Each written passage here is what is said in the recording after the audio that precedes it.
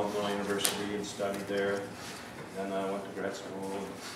So all my first 15 years in clay were in Illinois.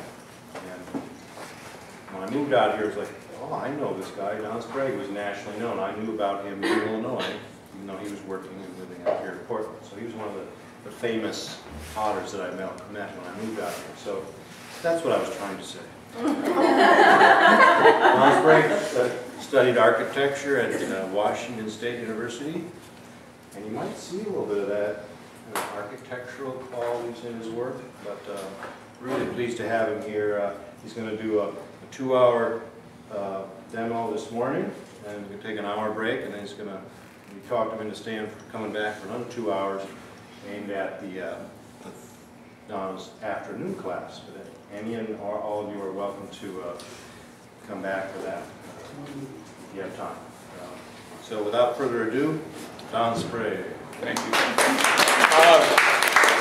I have to tell you a couple of stories because Richie did ask me where I got my training and experience. And, I went to Washington State, and I had been in art programs all through high school, and I was in the architecture program. And there's a little story to all of it, but one of the things, my very first ceramics class was at Washington State, and in high school, my art instructor was a watercolorist, and it was a tidy, tidy space, and we didn't have clay. So I'm at Washington State, and I see this very cubicle sort of thing sitting in the ceramic studio with a disc on top. We had kick wheels, but here was this electric wheel, and I finally recognized it, and my memory went back to my high school art class because we'd used this one and only potter's wheel in art class for drawing circles on paper. And we didn't have any idea what that piece of equipment was. We just drag it out from underneath the table, and it had never had clay on it, and we used it for drawing circles. Anyway, so I graduated in architecture, and this is all that remains of 6 years of architectural education. And I have 2 ribs that I've made out of my triangles, from doing a lot of drafting. And this one survived for quite a long time. I use it quite a bit. But that's the way that works.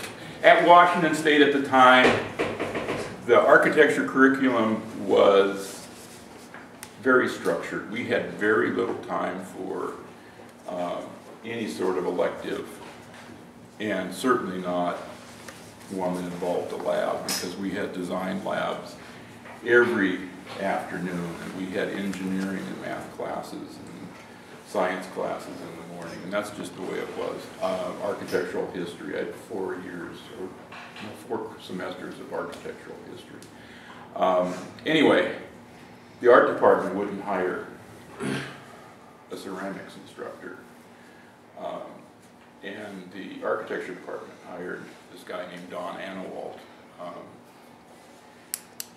just to find a way for us to manipulate the schedule so that we could have a studio elective outside of our structured classes. And so that's how I was really introduced to pots. Anyway, so my career started in 1970 because of a recession in the building industry.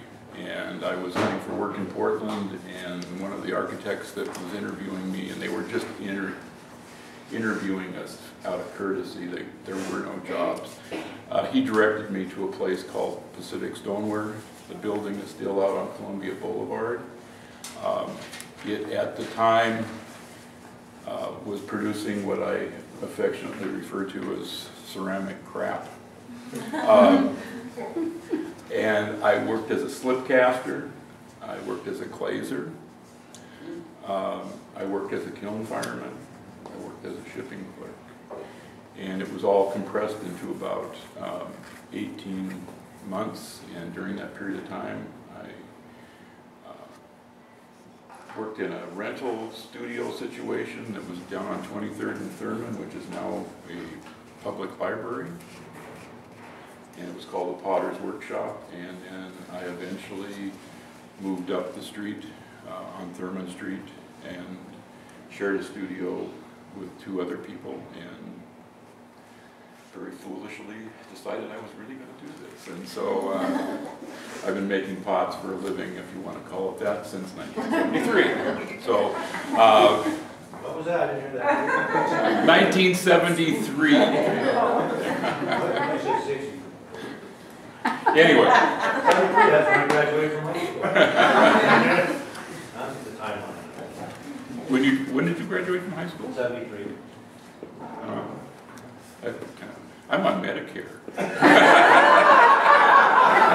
that working for you? Anyway, I brought in a range of pots to show you, and I'm going to talk in general in a progression of things that I will say move me through assembly rather than just throwing. The baking dish that is sitting there is a form that for me was very difficult to make the first time, and I'm going to do this fairly quickly.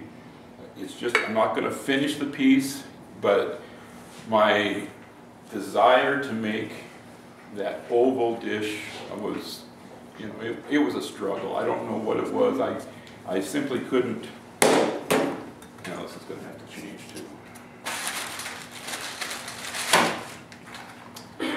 I could not really get into the idea of, oops, there we go. In my studio, water's here, scale is here, clay is here.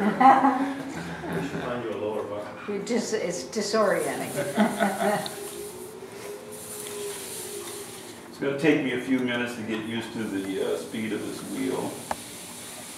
What kind of wheel do you use? Thomas Stewart, which is now a Scud. Isn't that true? Yeah. But I had a Brent prior to this, and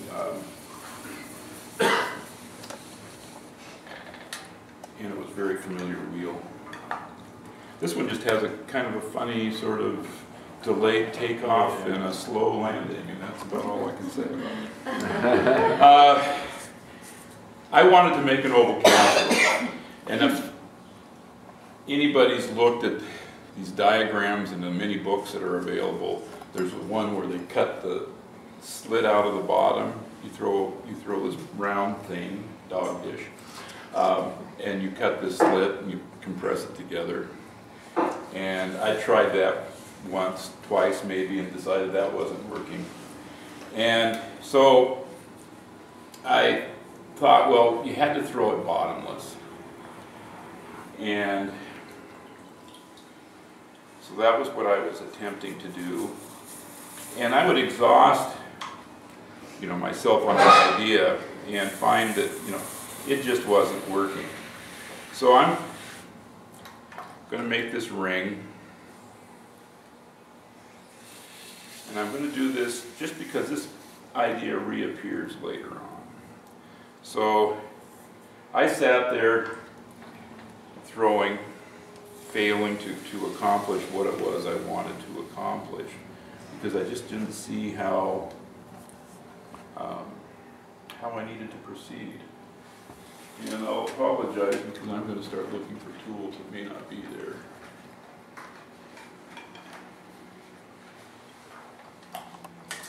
Just because they're behind me. So I would get this far, and I'm not going to labor on this, and you do have to remind me periodically over the next 2 hours. You have to say, Don, you're laboring. It's sometimes my nature, but I would get this far, and I would release it from the wheel head, and here we go. So there it would be on the wheel, and I would try to do this. Slow learner, I would do this twice. Second time, because I saw it as the way of doing it. And I had pretty much gone through this, you know, how many, I'm going to, whoops. I don't know how many times, and then I just thought, you know, I can't deal with this anymore.